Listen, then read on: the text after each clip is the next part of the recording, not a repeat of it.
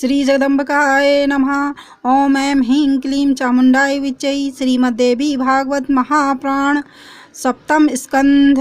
अतः प्रथमो अध्याय। पितामह ब्रह्मा की मानसी सृष्टि का वर्णन।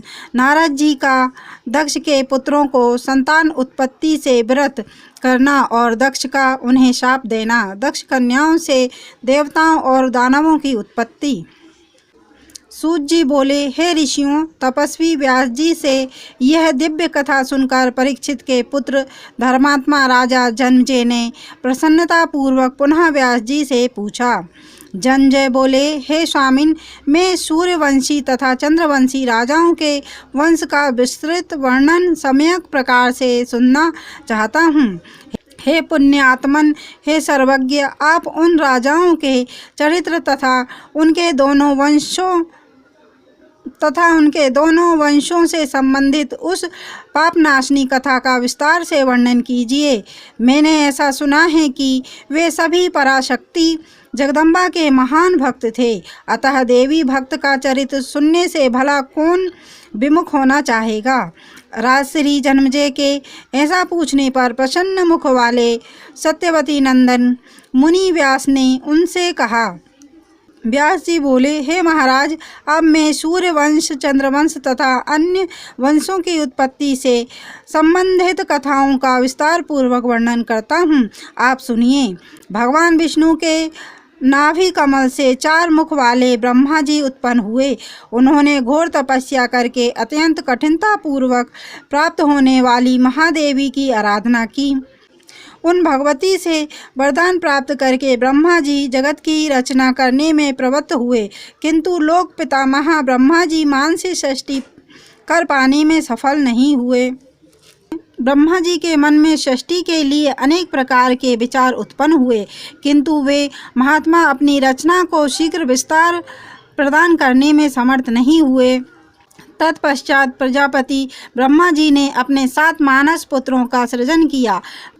मारीच, अंगिरा, अत्रि, वशिष्ठ, पुलह, क्रतु और पुलस्त, इन नामों से उन 7 मानस पुत्रों की प्रसिद्धि हुई।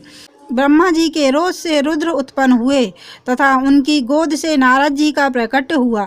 अंगूठे से दक्ष प्रजापति उत्पन्न हुए। इसी प्रकार सनक आदि अन्य मानस पुत्रों की उत्पत्ति हुई। बाएं हाथ के अंगूठे से समस्त सुंदर अंगों वाली दक्ष पत्नी का प्रादुर्भाव हुआ। हे राजन, वे पुराणों में वीरणी नाम से प्रसिद्ध हैं। वे अशिकनी नाम से भी विख्यात हैं और उन्हीं से ब्रह्मा जी के मानस पुत्र देवर्षि श्रेष्ठ नारद जी का प्रादुर्भाव हुआ है। जन्मेजय बोले, हे ब्राह्मण, अभी अभी आपने जो बात कही है कि महान तपस्वी नारद जी दक्ष से तथा वीरणी के गर्भ से उत्पन्न हुए थे, इस विषय में मुझे संदेह हो रहा है।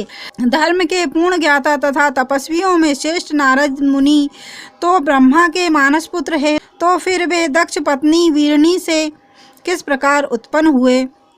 आपके द्वारा कथित यह वार्ता अत्यंत विस्मय में डालने वाली है। दक्ष से तथा उनकी भार्या वीरणी से इन नारद के जन्म के विषय में आप मुझे विस्तार पूर्वक बताइए।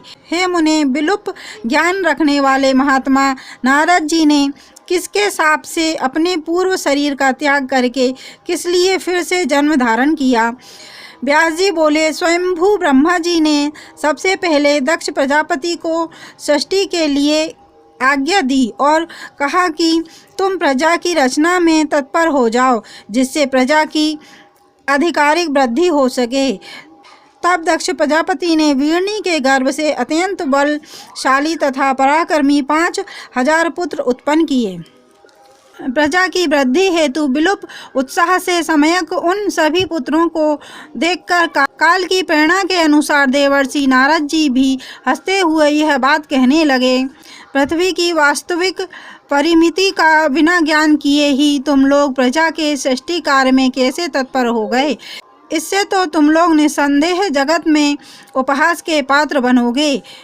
पृथ्वी का परिमाण जानकर ही तुम्हें इस कार्य में संलग्न होना चाहिए। ऐसा करने पर ही तुम लोगों का कार्य सिद्ध होगा, अन्यथा नहीं, इसमें कोई संदेह नहीं है। तुम लोग तो मूर्ख हो, जो कि पृथ्वी के परिणाम को जाने बिना ही प्रयोजन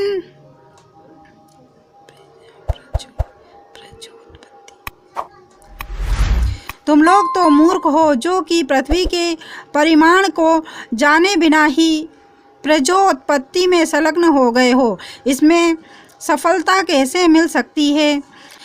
व्यास जी बोले, नारद जी के इस प्रकार कहने पर देवयोग से दक्ष पुत्र हयर्ष्व परस्पर कहने लगे कि मुनि ने तो ठीक ही कहा है।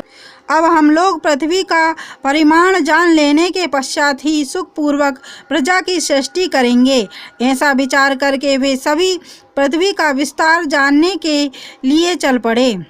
तत्पश्चात नारद जी के कथानुसार पृथ्वी के संपूर्ण तल का ज्ञान करने के लिए कुछ पूर्व दिशाओं में, कुछ पश्चिम दिशाओं में, कुछ उत्तर दिशा में तथा कुछ दक्षिण दिशा में बड़े उत्साह के साथ चले।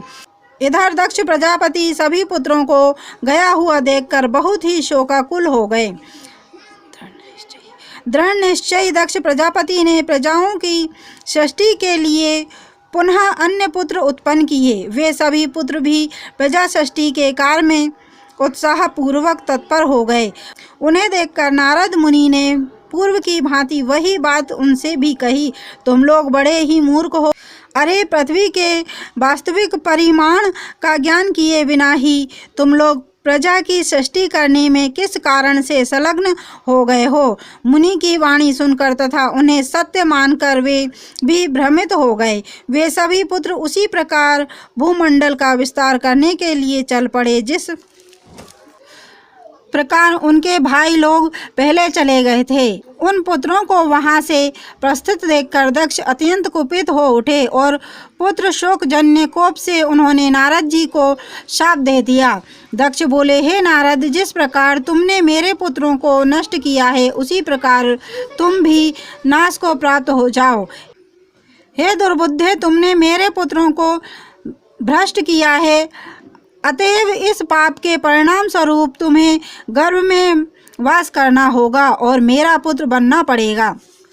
इस प्रकार शाप के प्रभाव से मुनि नारद वीरणी के गर्भ से उत्पन्न हुए। तदंतर दक्ष ने वीरणी के गर्भ से 60 कन्याओं को उत्पन्न किया, ऐसा हमने सुना है।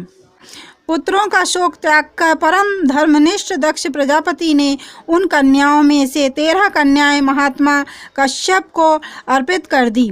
हे पृथ्वीपते, उनमें से दक्ष कन्याएं धर्म को 27, चंद्रमा को 2, भृगु मुनि को 4, अरिष्टनेमि को 2, अंगिरा ऋषि को तथा शेष 2 को पुनः अंगिरा ऋषि को ही सौंप दिया। उन्हीं कन्याओं के पुत्र तथा पौत्र देवता एवं दानव के रूप में उत्पन्न हुए। वे महान बलशाली तथा आपस में विरोध भाव रखते थे। एक दूसरे के विरोधी तथा परस्पर राग द्वेष की भावना रखने वाले वे सभी पराक्रमी देवता तथा दानव अत्यंत मायावी थे तथा सदा मोह से ग्रस्त रहते थे।